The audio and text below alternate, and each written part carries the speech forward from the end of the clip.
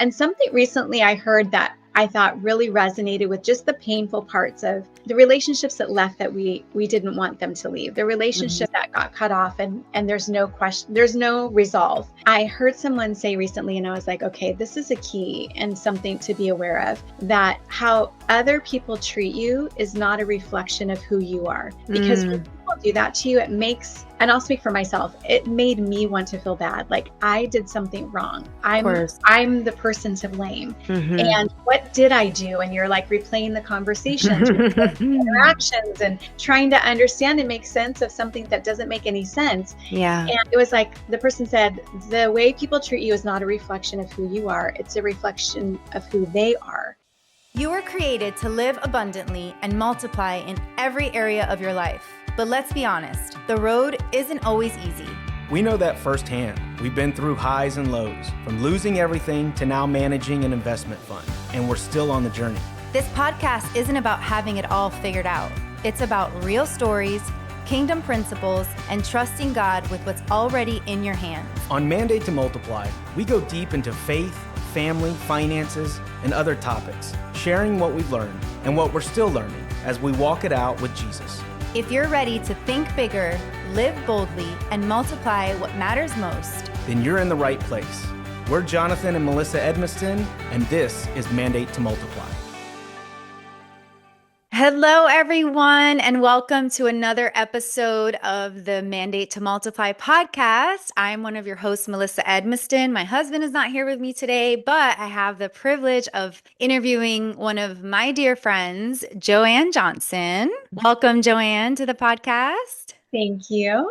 So happy to So, be here. yes, so happy to have you. So Joanne and I, we met through a mutual friend and we just connected through a few mutual friends actually. Mhm. And, it's just one of those like kindred spirit connections where I loved her right when I met her. And I was Thanks. like, I was like, okay, I don't know, but I just want to be around you. I want to learn from you. I want to be connected to you. You're just such a gift in so many ways. And so Joanne and I have remained, in contact. She lives on the other side of the country, but we stay in touch. And she's now also one of our investors. So we get to connect that way with her and her husband.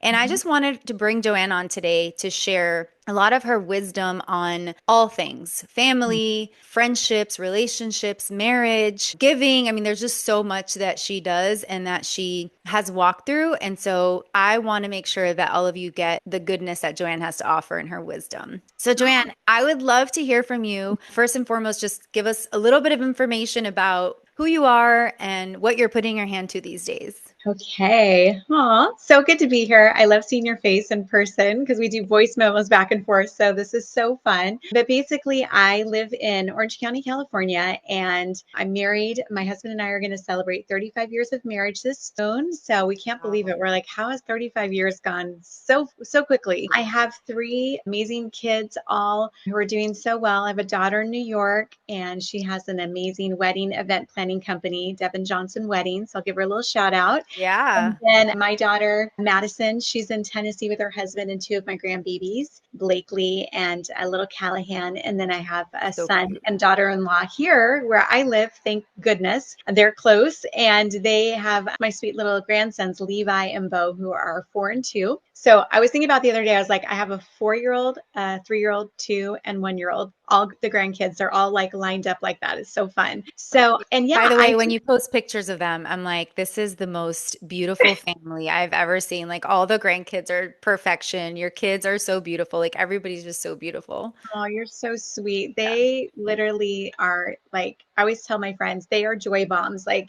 if you're having a bad day and you have grandkids, get around your grandkids because they are joy bombs and they're so precious. And I'm just so grateful. Like, everybody is, just when your kids are doing well and your grandkids and everybody loves the Lord, it's such a gift. So I'm so That is grateful. that is the goal. No, Yes. it is. It's like, it's Yes. everything. So I'm very grateful. God's been so faithful and kind, and I'm just covering our family, So we're really just blessed. We're so grateful for all of it. And then just here in Orange County, there's where I live. I'm just really blessed to be a part of an amazing church and just have this incredible community. It's a new church as of the last 3 years, but they're just so on fire for the Lord and really going after so much. So it's just been really fun to kind of reestablish in a new church, because the last church we were in, we were there for 21 years and on staff for part of that. So it was a big transition. And there was the right season for, for our family, and it's all good. But it was just like a big transition into a whole new space. And then in light of that, I've had a company for 7 years called Give For that I've built pre-COVID, and then COVID came and it kind of all crashed a bit. And then life and weddings and grandbabies came. And so it's a joy, and I've really loved doing it. It's helping people to be strategic in their giving through their businesses. And so it's been a lot of fun to do that. And so I have a few really sweet clients that I work with, which I love. I've had the privilege to come alongside a really good friend in a really busy season of her life. So I've just kind of been doing that as well. But in the midst of all of that, like the biggest joy and just kind of surprise this last year was starting a podcast with two really amazing friends. And it just kind of came out of nowhere. It came really fast and suddenly. And although it was kind of a dream in my heart for a long time to do something like this, but my friend Robin Davis, she had been kind of already in this space of having and hosting conversations around the table. And it was really her heart to bring women together of all generations and to have honest and transformative conversations. And she said, I really want to do this in a podcast format, and I want you to be a part of this with me. And so I get to do it with two of my dearest friends, Robin and Jennifer Adnams. And it's been such a joy and a gift just to bring our friendship to the table. And that was our heart. Like, we want to bring our friendship to the table, even though it's really new for Robin and I. We've only known each other like 3 years, but it was like you and I, it's like fast and furious of you're a kindred spirit. Yep. Our hearts are so aligned, and we really just felt the Lord on it, and it all came together really quickly. But we've done it now for a year. We have 102,000 subscribers on YouTube, which has kind of shocked It's us. amazing. I know, we're like, what is happening right I now? love this. But, Yes. it's been just so fun, because our hearts are, if we can bring these honest, intentional, transformative conversations about friendship, about family, about, just life, church, ministry, work, business, building, all of that just to the table, and just real life conversations, because we're real people, and, we don't have it all together, but we're figuring it out. And we want to share anything we can with people that they can grow and glean and hopefully move faster and move into things that they've maybe been hesitant on because they've been inspired or they've heard our journey. So it's really been a joy to do with them. And then I'm writing and just trying to finish some things up with writing. So that's been fun too. Oh, I love that so much. It's funny because the topic of friendship has come up on a couple of the interviews I've done. And it's like, I think just community and being in friendship, trusting again after betrayal or after hurt or after losing friendships. That's been just a big topic in a lot of conversations I've been having both on the podcast and just in private. Yeah. So I definitely just want to glean wisdom from you on that, because I know for certain the older you get, and old has nothing to do with it, it's more seasons, right? It's like I was just talking to somebody, and it's like it's very easy to make friends when your kids are tiny and you're at the playground every single day, and your life revolves kind of around like tumble gym and playground and or preschool or daycare, like whatever it is, but it's a lot of mom friend type of things. And your kids are little, so they just kind of go with you. But as your kids get older and as seasons change in your own life, I have found it becomes a lot more difficult to make friends. And then it's almost like, the older you get, it's kind of like a dating pool, right? The inventory of people are already taken. It can It's feel true. that way, right? Yeah. Like you're like, oh, I like you and I want to be your friend, but you already have friends and you already have people you've been close to for the last 20 years. And as much as you may like me, you just don't have the capacity or the time for new friends, right? And so this is just something that I'm navigating and walking through now of like, okay, like different season, different different levels. I can't really have everybody in my inner circle and don't want Mhm. to, right? That changes too. When your kids are young, you're like, all the friends, all the people, everybody get together with all of our kids. And Yes. that changes. And so I'd love just to hear from you, like how you've navigated that and what you would, advice you'd give to someone like me and whoever's listening that is navigating, maybe you are walking closer with the Lord. And so you want to make sure your friends are too, and your friends from your previous season haven't. Maybe Mhm. you're leveling up in, business and it's hard to have people around you that don't understand. Like there's so many things that come. So I would just love to hear what you would say. And I'm sure you have podcast episodes about this because the few that I have listened to have blessed me and given me so much hope. So So, glad. so definitely listen to Joanne's podcast. We'll make sure we put it in the show notes. It's called Conversations Around the Table, and go binge those episodes with her and her friends because it is gold. But tell us what you feel like you have on your heart to share with us today about that. Yeah. And by the way, your recent podcast on betrayal was so good. And I loved that you shared. So I just want to say shout out to you, like sharing honestly and just being transparent and vulnerable. It's hard when you've gone Yeah. through that. It's very painful. And of course, you never want to throw anyone under the bus. Our heart is to really honor, even in the midst of, separation or relationships changing. And so you did such a beautiful job. So if anybody hasn't listened to that, they need to go back and listen. So yeah, I think that the things that I have been learning about relationships and even in the book that I'm writing called Resilient Friendships, it's really about the things I've learned as because of who I am. God's made me as like a connector, and I love relationships. I love friendships. I love diving deep. I'm like a hold on to you for the rest of my days kind of a friend. And knowing that there's been so many shifts in relationships for me personally over the last 3 to 5 years, and relationships I never thought would shift. Relationships I never thought I wouldn't have these people in my life. I mean, these are people who've been like 20-year plus friends and raising kids together and all the things. And you're thinking, how is this even happening? And so I think the thing for me that it's so hard, and I think it's so painful when you don't have all the answers. I think that's the hard part, is when you're left with the questions and there hasn't been resolve. And so for me, there's been a couple of those that have been very painful because there's been no resolve. There's been no kind of like that closure conversation, Closure. Right. It's Right. just very like you're cut off and there's no reason, you don't understand why. And the relationship is just the person's distance from you. And there's no conversation to resolve that or to even come to an understanding of what's going on for them. So what I've learned is that, and I talk about this in the book that I'm writing. And I got a lot of this information, and it came very clear in a book I read called my book's Resilient Friendships. It's called, I forget what it's called. Okay. Anyways, It'll come to you. It'll come to you. We'll share it.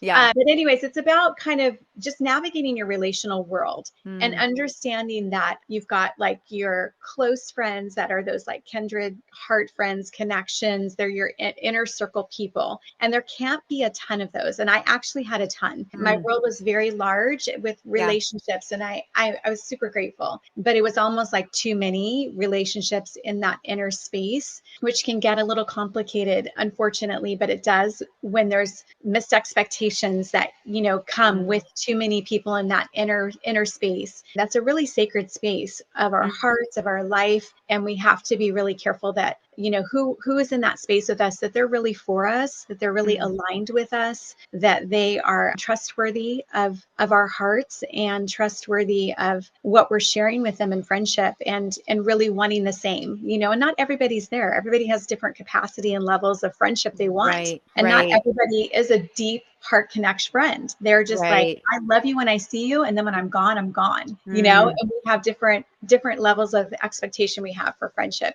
So understanding like there's the friendships that are super close. There's the friends that are kind of like our courtyard friends. They're like in our life, but they're not like in the everyday, and there's the friendships, people that are kind of on the peripheral, they're just watching us and they come and go, but they're not those inner heart friends. And then there's people who are assignments, like God's given us assignments to really like invest in them, love them, mentor them, be, on their team team for a season, and to recognize that's what we are to them, and to not take, because my tendency was to take everybody as like a close friend, and that they wanted the same that I did, and that they were just like me in friendship, and that's not the case. And so it's just recognizing there's different layers of relationships, and what does that mean, and how do I adjust people in my life to really, one, to bless them so that they're not in a place in my relational world that actually is mismatched, so that they're getting hurt, I'm getting hurt. There's this level of expectation that's not being met, that's causing disruption in communication and honesty, and just all of those things that we have to have in our relationships and in conversation in relationships. So, learning that, and really something you touched on in your podcast, which I loved, was honesty. Honesty in relationships matters. And I think it's very hard for us to be honest with ourselves, which is where we start. Like, we have to get honest with God, with ourselves, and then with that friend.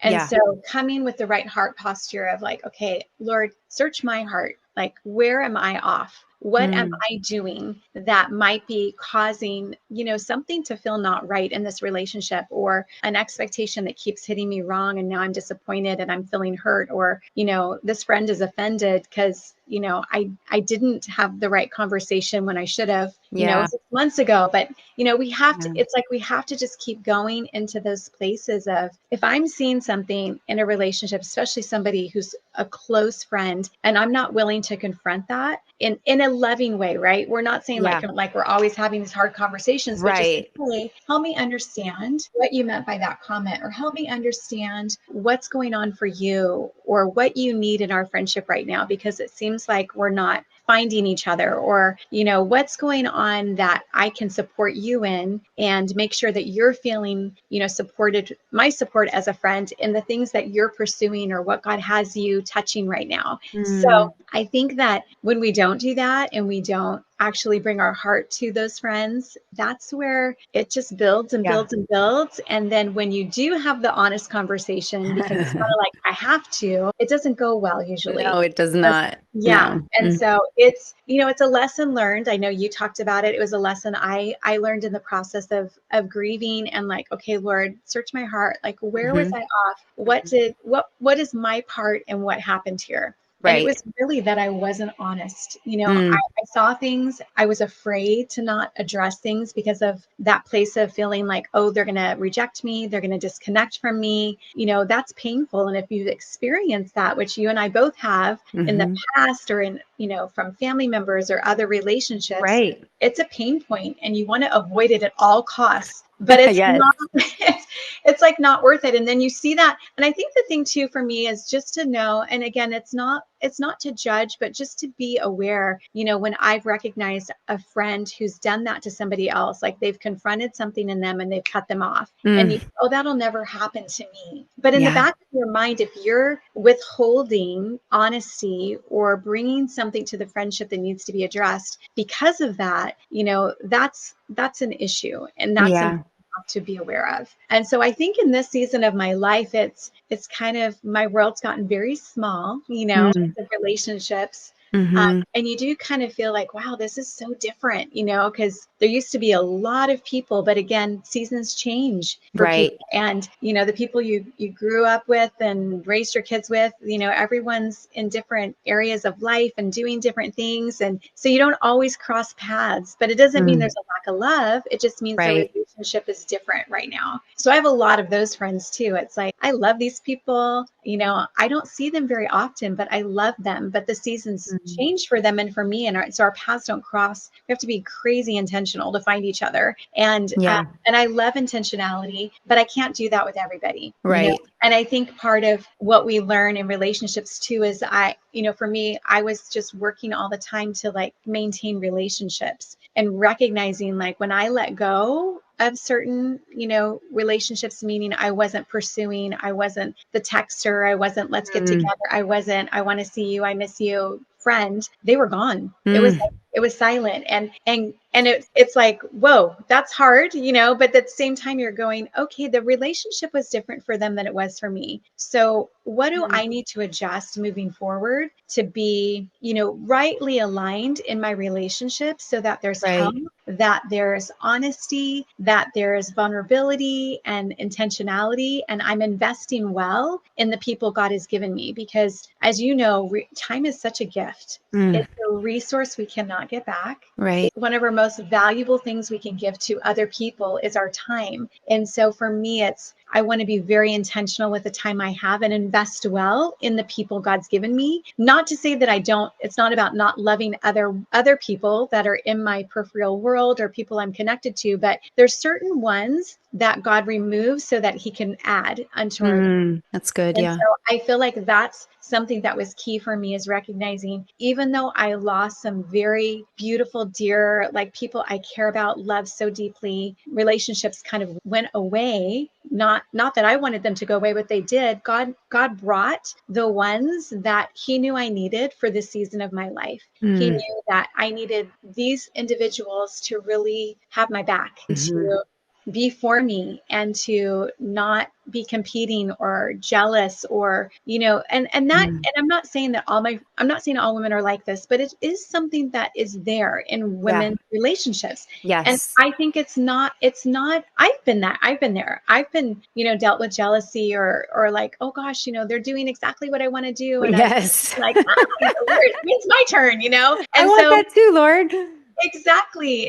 It's that place of recognizing what's happening in us, right? And then also that they're maybe not able to be that friend to me right now. And it's not because they don't care about me, but they literally are dealing with some things. And so it's almost like, God, thank you, thank you that you've actually allowed my relational world to be open to new individuals, because I was really like, I've got enough friends, I'm good. But if those people had stayed in my closer inner circle, I probably wouldn't have been able to be open to other people. I just didn't have capacity for it. Right. So again, it's like that shift of being mindful that when that's going on, as painful as it is, just to pray about it and ask the Lord, like, okay, I feel a shift happening in this relationship. And I want to make sure that I'm honoring this relationship well. And if it is shifting, get clear, have the conversation, make sure everything's good with that individual. And then if that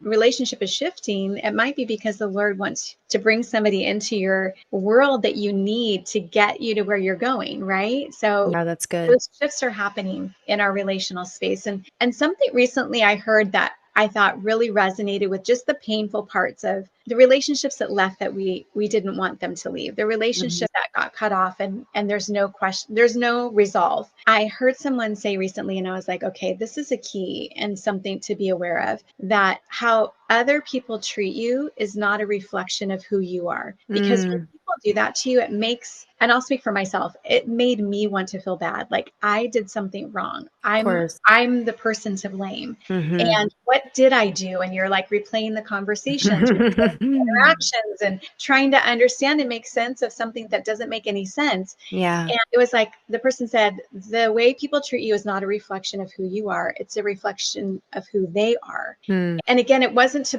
point fingers. It was just like, this is who they are truly, and it's not a reflection of who you are in friendship. It's just a reflection of who they are. And so to be aware of that without judgment, and just releasing those individuals and saying, like, Lord, I don't know what's going on, but and I just bless and release and surrender these ones to you, and to always keep our hearts in the right place, because if those conversations come back around, I want to have the right heart to say, yes, if you want to meet, I will absolutely talk to you. Right. I welcome conversation. I welcome confrontation, because confrontation for me isn't a fight or you're right, I'm wrong. I want to understand. Help me understand who you are, what happened, and how I can grow if there's something I need to grow in. That's so good. And I think, I really do believe that the Holy Spirit is like highlighting something here, because a very similar conversation was had yesterday. So did a podcast interview that will come out on Monday. And we weren't planning on talking about this as much as we did. But sure enough, we landed there and we were there for a bit.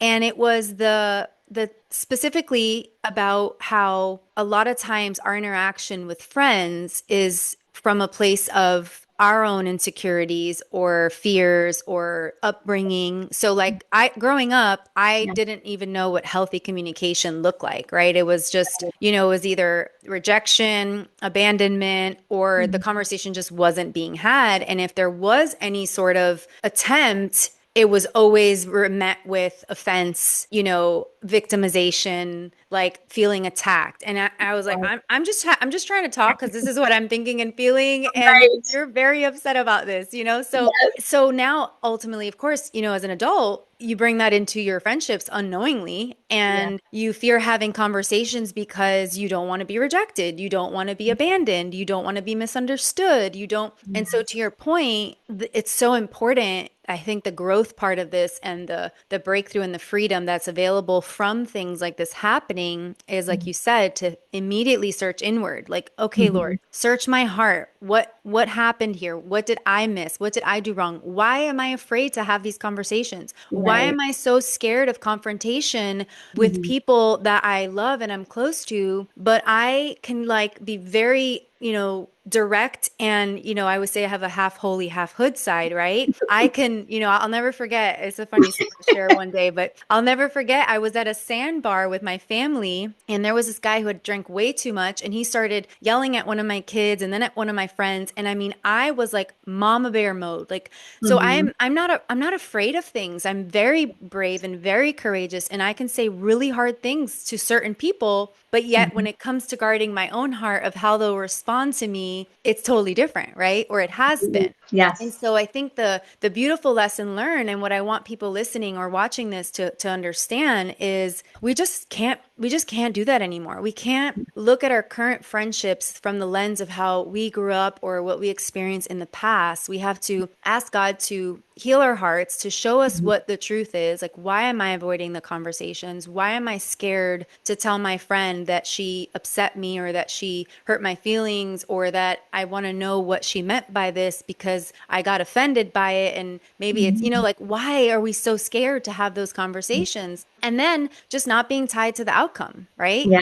We can only control what we can control, but like you said, it's more of a detriment to avoid it than it Right. is to have it and it not be the outcome that we want, right? Exactly. It's so true. And I always encourage people, like, if you're going to go into a hard conversation, right, where you're having to address something in the friendship, you're having to address, sometimes it takes us off guard because it happens and then we react because we haven't dealt with all of the things we've let slip for so long with that Right. friendship or with that person. And that's what I'm saying. Like, it's good to confront it now and like Mhm. deal with it immediately as much as possible, just Yeah. to kind of address things as they come, because that leaves a healthier relationship and a foundation that you can build from in relationship, Mm. because there's nothing Mhm. hidden, there's nothing that's being withheld in the conversation.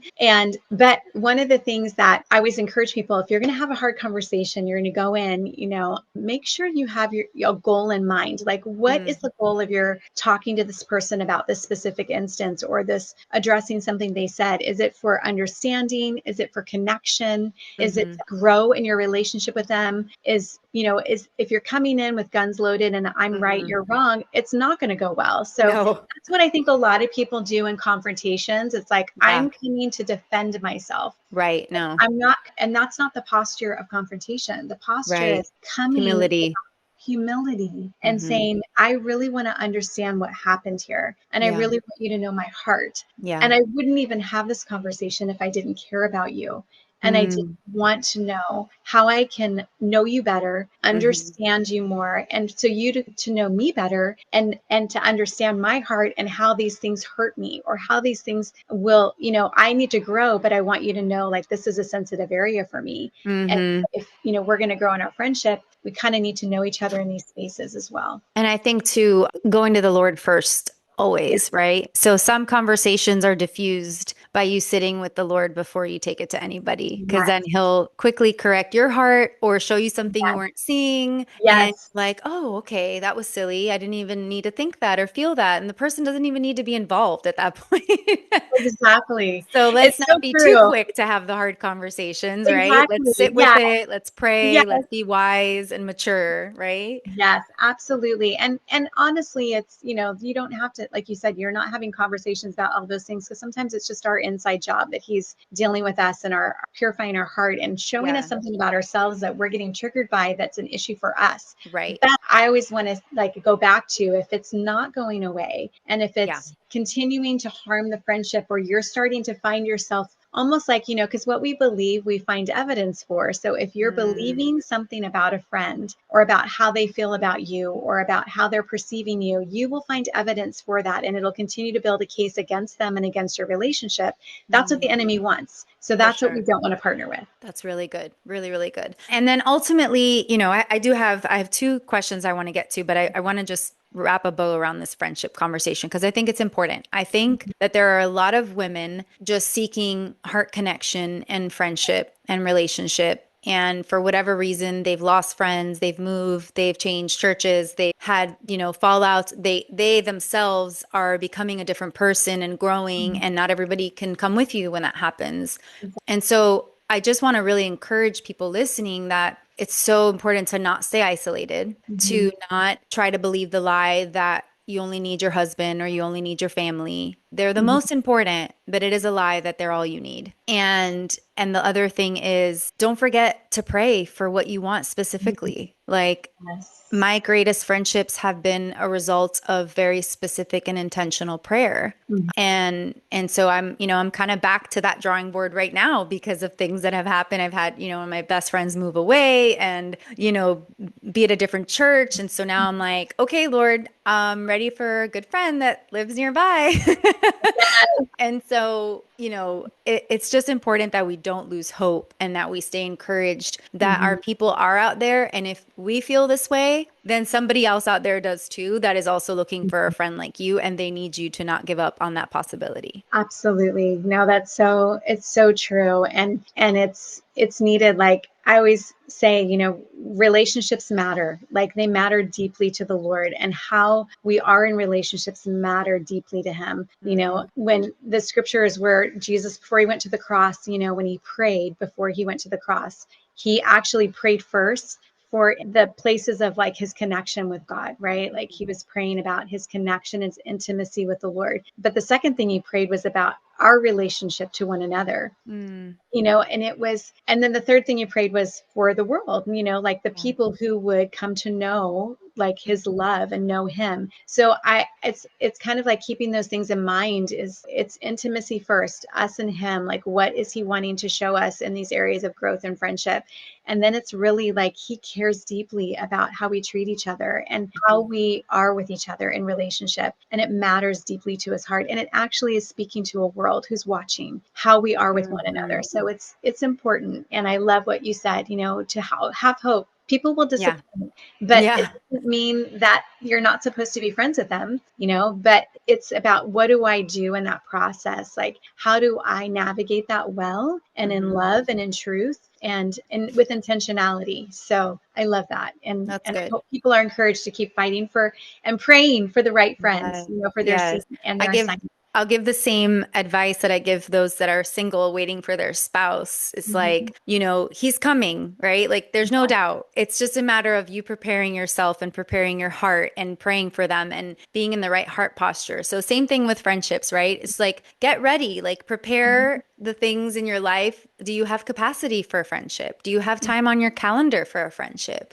Are you Mhm. willing to invest in a friendship? And, just prepare your heart and prepare your life and pray for them and at the And I right think time. it's true, and that's so good you said that because a lot of people just want friendships, but there's a cost to friendships because it costs us our time. Yeah. We have to be intentional. It doesn't just happen developing these kinds of friendships. I mean, there's those God friendships that just like are instantaneous and it's deep and it's fast and it's Yes. wonderful, but there's still intentionality there Yeah. too as time goes on. So that's really Yeah. important. And that's a great point. I know I keep wanting to get off this subject, but that's so good that I have to say, because that's another thing. Like, my natural flesh doesn't want to put in the time to get to where I want to be with a friend, right? Like, my friend Marissa was like, when we met and started to, communicate via voice text, like, it was just fast. We just understood each other. We agreed, we were aligned. And it was like a very new friendship that felt like we had been friends for years. It still to this day feels like that. And Mhm. so I believe that God can do that again. And that's what we have to believe and pray for, that the things that, those friendships you've had for 20 years that were like, oh yeah, me and that person are really close, but that took lots of time, lots of hard situations. And again, there'll always be an investment no matter what level of friendship you're at. But let's pray and believe that we Mhm. can meet people that supernaturally, like, God can just make something that would take 20 years happen in months. And then you Absolutely. add and you build on top of that, right? But you're like, oh, my soul feels so refreshed. This person is like life-giving to be around and to talk Yeah. to. And they're not perfect, but like, I'm just believing in this season that he can do that. And so Oh, I'm going to believe 100%. that for everybody. Yeah, he did it for me, honestly. He did it That's for awesome. me. And so just as a testimony, that's exactly was my heart cry. And Good. he did it for me. So he's going to do it for you and anybody listening. Awesome. I love that. Okay. So, one of the other questions I want to ask you, because this has also been a hot topic lately in different areas of my life, is, you have multiple children that love the Lord and have children who they're raising to love the Lord, right? Your family is super united and super close, siblings. Mhm. Hopefully they love each other. Hopefully they like each other and they're super close also. Like, check, Right. check, check, check, right? All the boxes of like my heart's cry as a mom of three small boys who doesn't always look like that will be the fruit because of the difficulty of them at home all the time, butting heads. And so I just want to speak to the moms, dads, families Mhm. who are raising children, and our goal is that they would be in unity, that they would be best friends, that they would want to be around us as their parents forever, that they would first and foremost love and serve the Lord. And Mhm. so what can you share with us to encourage us when we're not seeing that in the moment? And just any wisdom, any advice, because that's one of the reasons I love being around you, is because it gives me so much hope for the future of my family, because you're living what I really like pray for, stay up at night about. It's one of my biggest cries to the Lord is my children and my family. And I know we get one chance and I don't want to miss it. I also know he's redemptive and restorative in nature, and so anything's possible. But what would you share to those of us coming up behind you that want to have all the things that you have right now by way of the fruit of your family?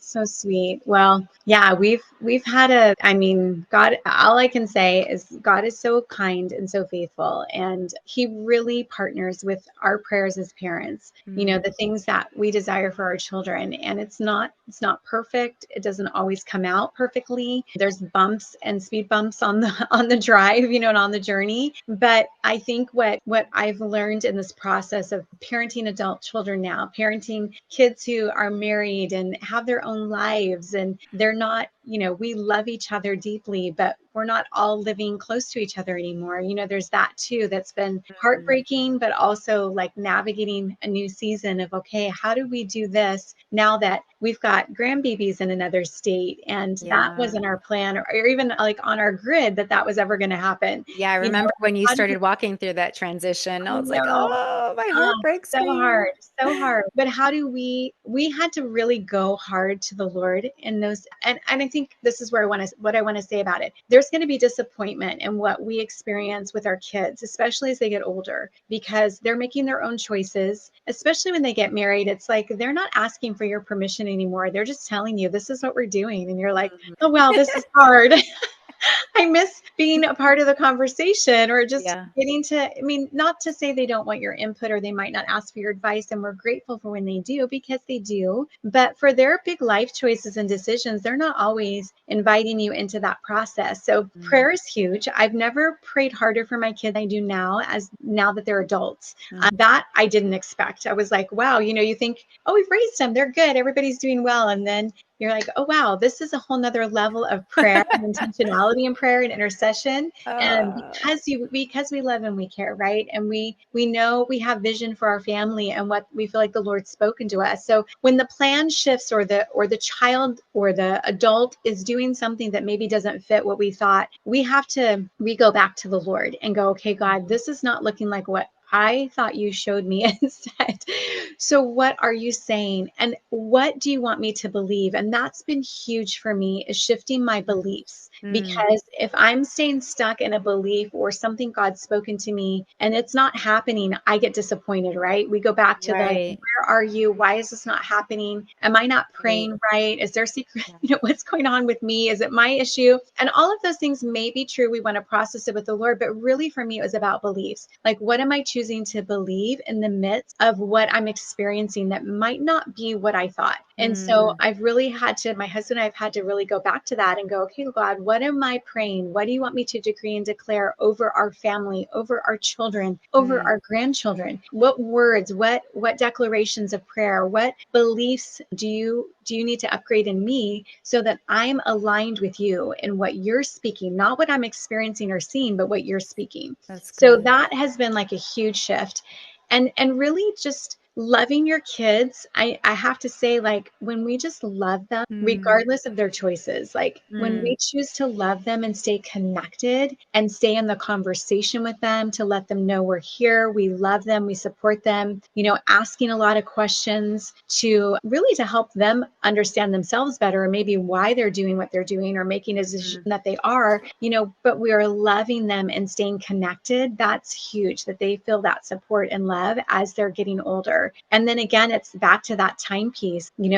I've had to choose to invest time. It's taken time away from my business. It's taken time away from me growing things or building things. But to me, it's worth it because my family is everything. Yeah. And I mean, it's the Lord first, of course, but Right. family and the legacy that we feel like the Lord's given us to steward for family vision, for what we want our children to walk in, what we want our grandchildren to walk in and experience. It means the world to us. So we'll sacrifice financially and our time in the travel and whatever we can do to provide opportunities for family to connect and be together and stay bonded and close. We've just chosen that. And it does come at a cost. It Yeah. does, but it's so worth it. And I don't regret any time I've spent doing any of that that's taken away from things that maybe I thought were, important or I really wanted to do. I've had to kind of lay some things down to make this the priority, but I will choose this every time. That's amazing. I love that. So pray, right? First and Right. foremost. And I think sometimes I get in the swirl of like, I'm not doing enough. I'm missing it. I'm going to ruin them. I'm not going to, all these like doubts in my head. And I have to always bring myself back to like, whose are they and who's going to make this happen? I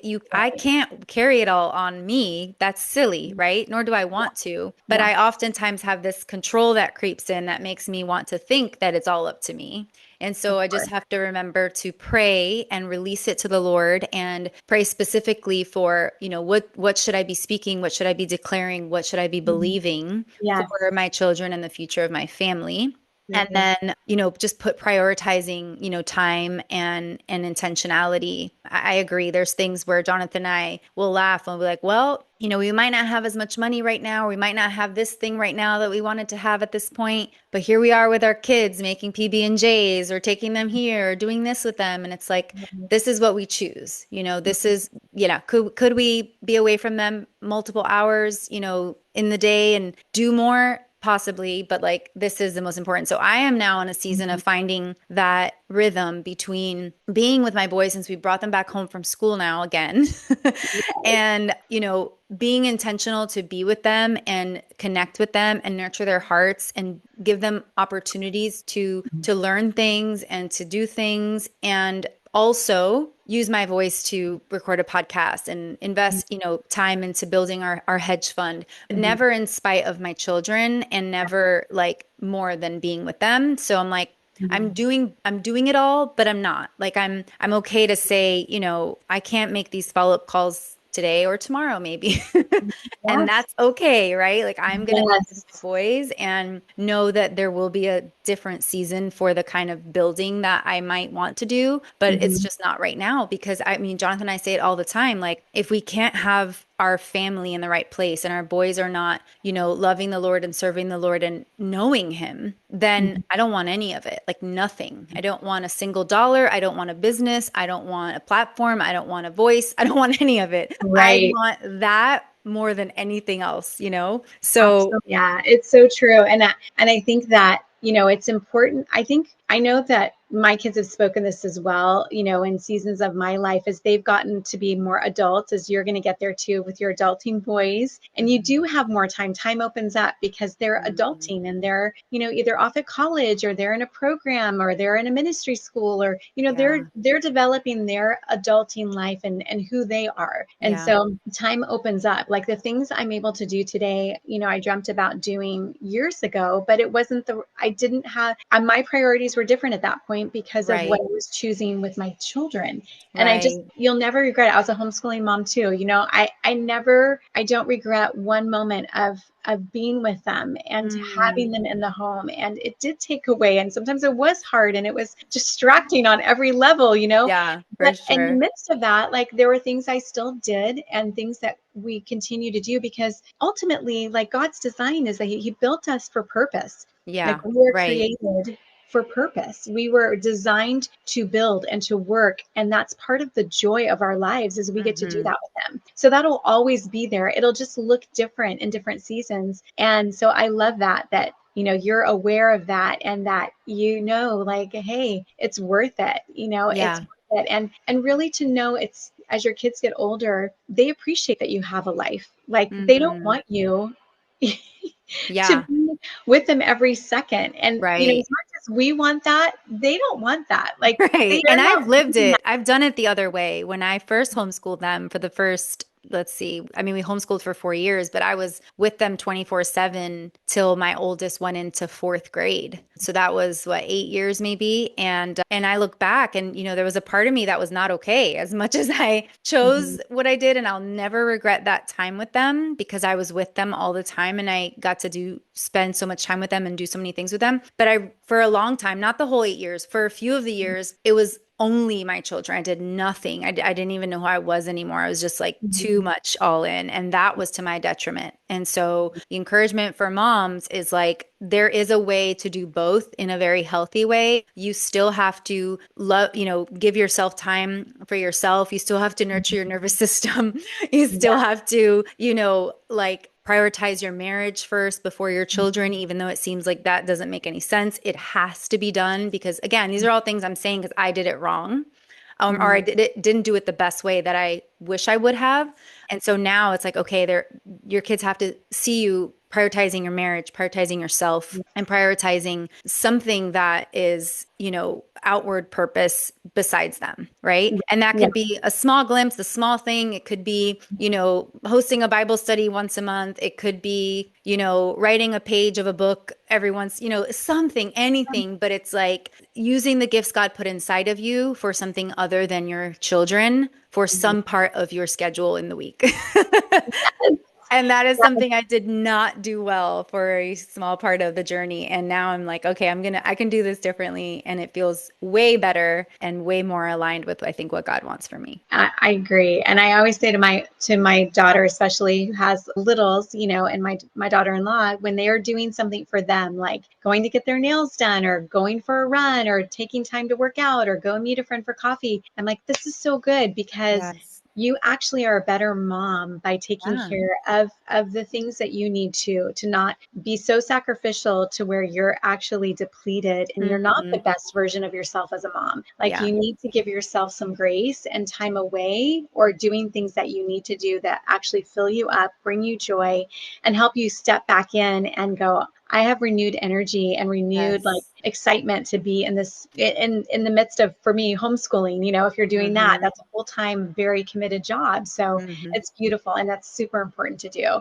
And I Yeah. think too, just to really, I want to circle back and say with the parenting thing, I know I was this way too, that sometimes in our parenting to really pray through if there's any fear that Mm. we have as we are parenting our kids or, as our kids are growing older and we're seeing them do things or make choices or, navigate, just like my daughter living out of state, like the fear of losing connection, that's Mm, a real fear, but how, like, making sure we're processing that well with the Lord, and that we're coming, to ask for him to uproot fear in our lives, so that we're mm, parenting from a place of beliefs and trust and knowing how good God is, and that he's for us, and that the prayers that he's given us to pray are actually going to be met, because his word doesn't mm. return void. So I just So wanted to good. circle back to the fear No, piece, that 'cause it's real. It's real. That's real. No, I honestly, in seasons not too long ago, have woken up and been up, first thing in the morning, gripped by that fear of, something's going to happen, or I'm,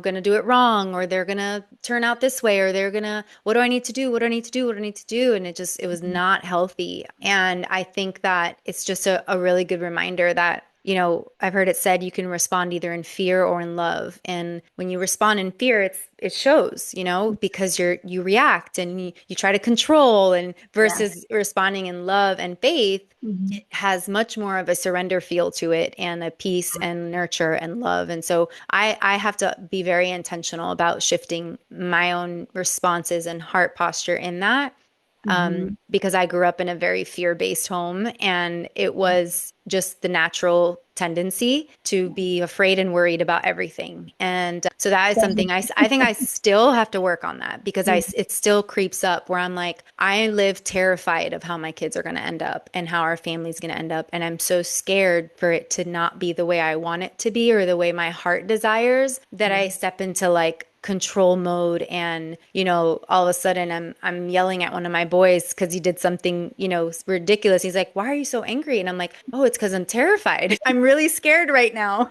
I know. It's true. I remember having those conversations with my kids going, my reaction is because I'm afraid. Like, I feel fear because I love you, because I'm responsible for you, because I care about your well-being. I care about your spiritual walk, and my reactions, right or wrong, come sometimes from that place of Yeah, fear. And so yeah, just owning it too, and being humble with our kids. I think yeah, humility is huge. Asking for totally, forgiveness because we're going to totally. blow it. So ask for Yeah, forgiveness, own your part, and just, our kids are amazing. They want connection with us. Like, yeah, nobody wants to be separated from connection with their parent, unless right. it's a really horrifying situation they're dealing with, and that's terrible. But mostly your kids, they want connection with you. So Yeah. humility is beautiful to have in that relationship as a parent, and owning it when we need to. Yeah. Oh, that's so good. I feel like I need to listen to this conversation on repeat just to remind myself all the time of, my heart posture, my prayer posture. And it's just such a good reminder. And I think we all need that reminder, and we all need to hear the right order of things and how we're supposed to,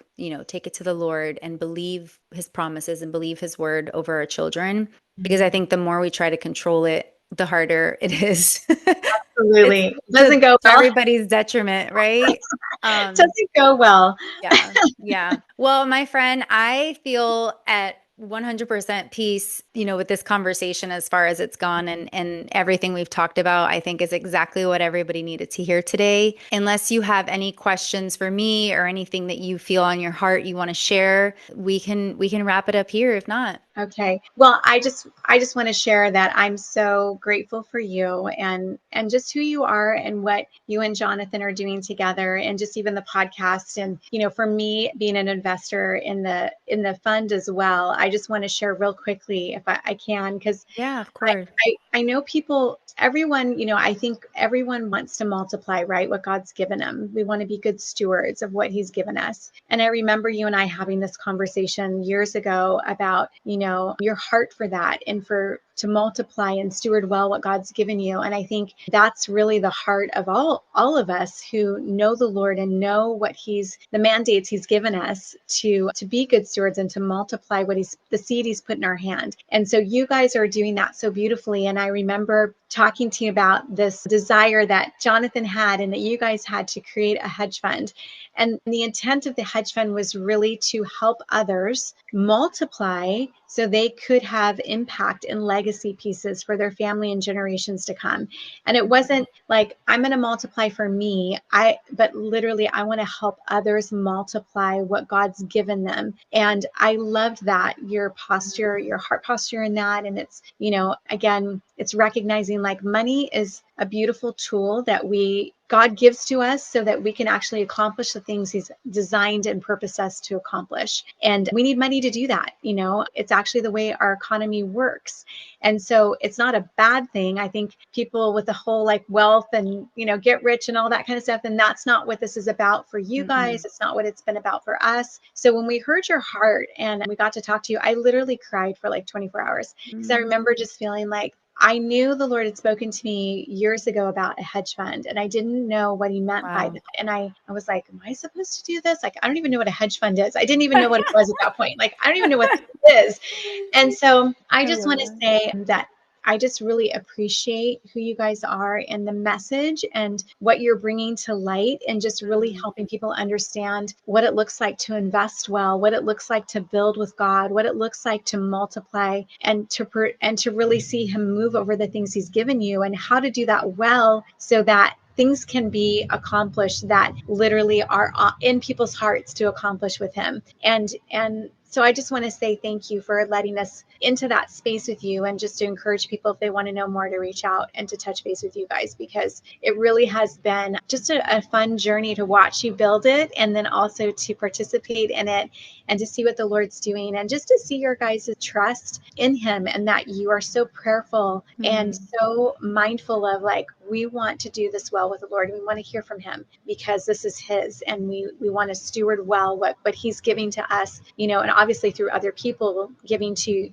this, to see God move. And so I'm excited for the future, and just really appreciate you guys doing all the hard work to make it even happen, because it was a ton of work to put it together. A lot of work, a lot of money, and I'm sure a lot of time. And I know there's a cost to that too for you guys. So thank you for doing that for me, for the others who are involved, and the more that will come. Oh, thank you so much, my friend. Yeah, I feel like that's a whole other podcast episode. It is, yes. The story of you. We sat down. You were one of the first people that I even shared, this is what we feel like God is speaking to us, but we don't want to do it, or we're scared, or we don't know. And as soon as, I brought it to you, you were just like, yes, and you really championed the dream and the vision. And, I think it was like one of those things where it's like who you're around when God is birthing something in you matters, because you could have, for me and you, it was like being around you had that like baby in my belly leap and get excited and be like, okay, we could do this. Where if it could have been somebody else who would have been like, oh no, that's too big. You can't handle that. That's too much. It could have gone so different. But because of your wisdom and your love and your championing of it, it is what it is today. Literally, like, I don't even know that we would have a fund if Jonathan and I didn't have, you and a handful of other people to champion us and believe in us and trust us. You were also one of our first investors that trusted us. And so, yeah, it's such a gift. We don't take it lightly that we get to steward and multiply other people's wealth. It is a gift and an opportunity, and we're really, really, really grateful for it. So thank you for saying that. And thank you for being a friend and an investor and someone to just champion me. And Jonathan, you and Tim are just so, so wonderful. So thank you. We love you guys, and just love this conversation. So thanks for letting me be a part of it with you. And yeah, we're just more to come.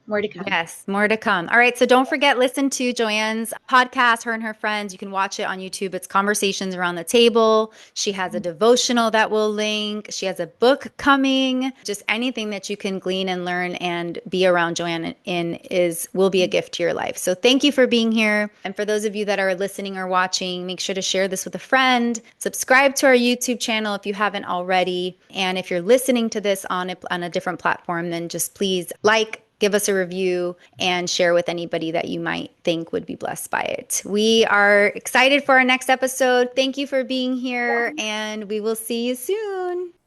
Before you go, remember, God can use anything. Even the hardest parts of your story can become seeds for multiplication. If this episode encouraged you, share it with a friend, leave a review, or subscribe so you never miss a moment of hope and truth. You can also follow us on Mandate to Multiply on Instagram or mandatetomultiply.com to keep growing with us. Until next time, trust God, steward well what's in your hand, and live a life fully multiplied.